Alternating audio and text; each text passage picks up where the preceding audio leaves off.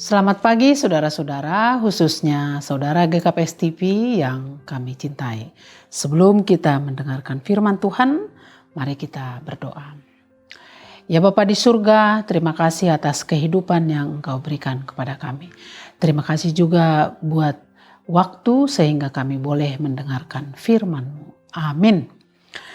Firman Tuhan untuk kita pada pagi hari ini tertulis di dalam Lukas 6 ayat 36. Demikian firman Tuhan. Hendaklah kamu murah hati sama seperti Bapamu adalah murah hati. Demikian firman Tuhan. Saudara-saudara, kata hendaklah bukanlah sebuah permintaan, harapan, atau sebuah pilihan untuk ya atau tidak. Tetapi sebuah perintah untuk kita. Tuhan Yesus memerintahkan kita dengan jelas supaya kita memiliki sifat murah hati. Kita pasti pernah mendengar peribahasa yang mengatakan buah jatuh tidak jauh dari pohonnya. Apa maksudnya? Maksudnya adalah sifat dan kebiasaan seorang anak pasti tidak jauh beda dengan orang tuanya. Kita juga demikian. Sebagai anak-anak Tuhan, sifat dan gaya hidup kita seharusnya tidak berbeda dari Bapa kita yang di surga.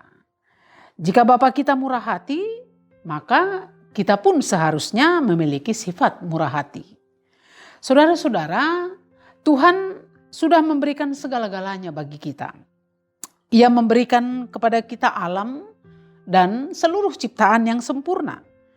Ia memberikan kepada kita pertolongan. Ia memberikan perlindungan. Ia memelihara hidup kita. Bahkan anak satu-satunya pun diberikan bagi kita. Kalau Tuhan sudah memberikan segala-galanya bagi kita, karena kemurahannya, Tuhan pun ingin kita memiliki kemurahan hati.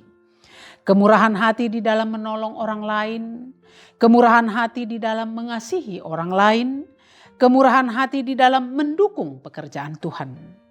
Kalau kita mau jujur, sering kita kurang memiliki kasih, simpati, empati, dan aksi di dalam mendukung pekerjaan Tuhan. Kalau kita memberi persembahan misalnya, seringkali itu hanya sekedar kewajiban sebagai anggota gereja saja. Kalau kita memberi hanya sebagai kewajiban, pasti rasanya berat. Namun Tuhan ingin kita memiliki kasih, simpati, empati, dan aksi ketika kita memberi persembahan kita kepada Tuhan. Inilah jiwa esensi dari kemurahan hati. Kalau kita punya kasih kepada Tuhan dan pekerjaannya, maka kita akan aktif. Tanpa didorong-dorong, tanpa dipaksa-paksa, tetapi karena kasih, kita mendukung pekerjaan Tuhan. Atau mungkin sebaliknya, kita merasa bahwa itu bukan bahagian dari pekerjaan kita. Kita menganggap itu urusan orang lain. Itu bukan pekerjaan kita. Saudara-saudara, ternyata ada berkat Tuhan bagi orang yang murah hati. Dalam 9 ucapan bahagia Yesus, kemurahan hati itu adalah dimiliki orang yang berbahagia. Dikatakan berbahagialah orang yang murah hatinya karena mereka akan beroleh kemurahan. Orang yang murah hati akan mengalami kebahagiaan. Kebahagiaan adalah sebuah suasana atau bentuk kepuasan yang dialami seseorang bukan karena jabatan, bukan karena pendidikan atau kekayaan. Banyak orang yang tidak memiliki jiwa murah hati karena hidupnya fokus pada dirinya sendiri. Tapi pada pagi hari ini kita diingatkan, kalau kita bermurah hati kepada orang lain, maka Tuhan pun akan bermurah hati kepada kita. Inilah berkat yang luar biasa. Tentunya kemurahan hati manusia adalah sesuatu yang baik yang kita dapatkan. Tetapi kemurahan hati Allah jauh lebih besar dari manusia. Demikian firman Tuhan, salam sehat bagi kita, Tuhan memberkati. Mari kita berdoa.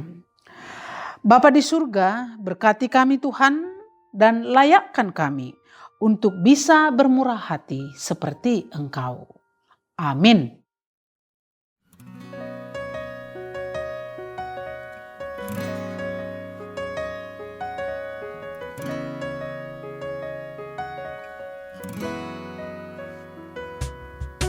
Sungguh besar